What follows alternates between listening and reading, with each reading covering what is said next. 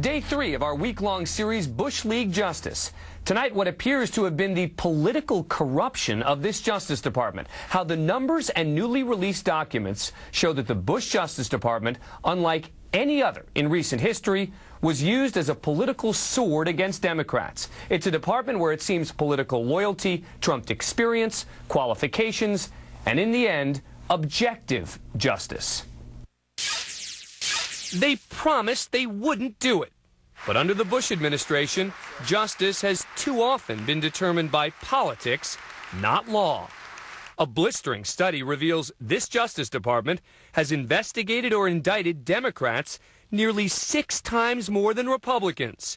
631 Democrats compared to only 142 Republicans. The DOJ tracked which of its attorneys were members of the Conservative Federalist Society and even ranked their loyalty to the administration when deciding who to hire and fire. The future of hope and opportunity requires a fair, impartial system of justice. Exactly what the administration did not deliver when they fired 8 U.S. attorneys who were not towing the party line. Bush loyalists stacked the DOJ with graduates from Pat Robertson's Regents University, ranked in the lowest quarter of law schools in the nation, including former White House Justice Department liaison Monica Goodling, who left the office shortly before Attorney General Gonzales was ousted. And I may have taken inappropriate political considerations into account on some occasions. And those political considerations were often driven by Vice President Cheney, Karl Rove, and other White House advisors, given unprecedented access to internal Justice Department information. Joining me now, Rhode Island Senator Sheldon Whitehouse, who is also a former U.S. attorney and a leading voice in the Senate in probing the firings of the U.S. attorneys, and Donald Shields, professor emeritus from the University of Missouri St. Louis, who co-authored the political profiling study. Thanks to both of you for coming on the program. Appreciate it. All right, Professor Shields, let me start with you. These numbers are startling when you look at them. 631 Democrats investigated or prosecuted compared to 142 Republicans. How confident are you in these numbers? Pretty confident. That's 5.6 Democrats to each Republican investigated and or indicted. When you compared the federal prosecutions led by the Justice Department to a whole range of state prosecutions, when you looked at the states, it was fairly even, Democrats to Republicans. But when you looked at what the Justice Department was leading, the federal government, it was entirely skewed towards prosecuting Democrats. That's right.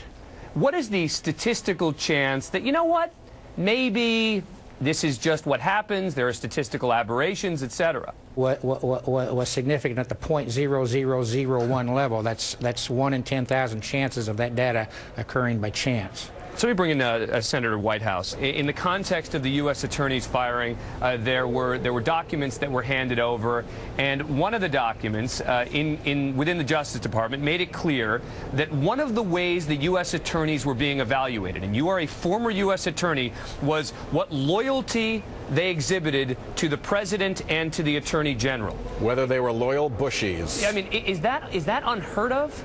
It's disgraceful. It's interesting because over many different administrations for many decades, there's been a feeling around the Department of Justice that when you step in and you take on that responsibility, you set other things aside. And there's been a lot of work done to protect the Department of Justice from this kind of political corruption, and under this one Attorney General, under Gonzales, an enormous amount of damage was done. So it's not just these statistics, Dan, it's the fact that these statistics align themselves very clearly with tearing down the firewall that protected the Department of Justice from White House political interference, allowing political calls to be made on cases that were pending, intruding people who had a lot of political loyalty but very little practical experience into decision-making positions. You line that all up, and it starts to paint a pretty bad picture. All right, Senator, I want to play this piece of sound. This is of you questioning Attorney General Gonzales in the wake of the U.S. attorneys being fired. What on earth business does the Office of the Vice President have in the internal workings of the Department of Justice with respect to criminal investigations, civil investigations, and ongoing matters? As a gentleman, I would say that's a good question. Well, that's a very good question, Senator. I'm glad you asked it. But the question remains that it seems that the Office of the Vice President and Karl Rove had enormous influence over the Justice Department. Now, some people who don't know the workings of the Justice Department the way you do might say, well, look, he's the Vice President, he's the presidential advisor, what's the big deal?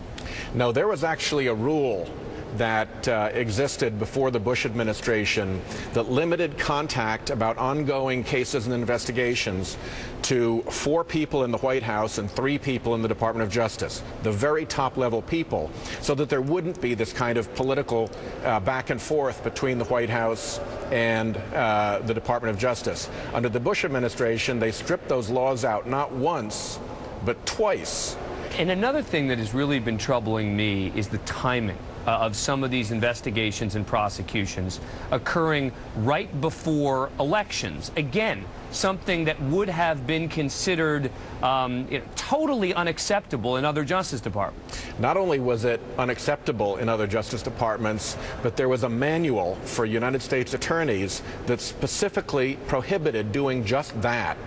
And when the Gonzales-Bush Department of Justice was caught doing this, they didn't stop doing it. What they did was they rewrote the manual. And as Senator Dianne Feinstein, my colleague from California, pointed out in the hearings, you can put the new manual against the old one, and the language that prevented that had been stripped out. And the fundamental problem, and correct me if you disagree, the fundamental problem is they need to distance themselves. They need to be an independent Justice Department where they can investigate. So that's why when we hear, for example, now that the Justice Department is going to be investigating what happened with regard to the destruction of these CIA tapes, there's a lot of distrust there because there's not the sense that this Justice Department has been working independently. The Bush administration forgot that the sign outside says United States Department of Justice, not Bush administration Department of Justice. And the cost to us as a country, and the cost to the department in particular, has been terribly high. This is a really important issue, and Senator Whitehouse, I know that you're going to be pushing the new Attorney General on this in an effort to try to regain the faith in this Justice Department that those of us who are lawyers, those of us who care about justice in this country feel is so important. Senator Sheldon Whitehouse, thank you so much for coming on the program. Appreciate it. And Dr. Shields, to you as well. Thank you.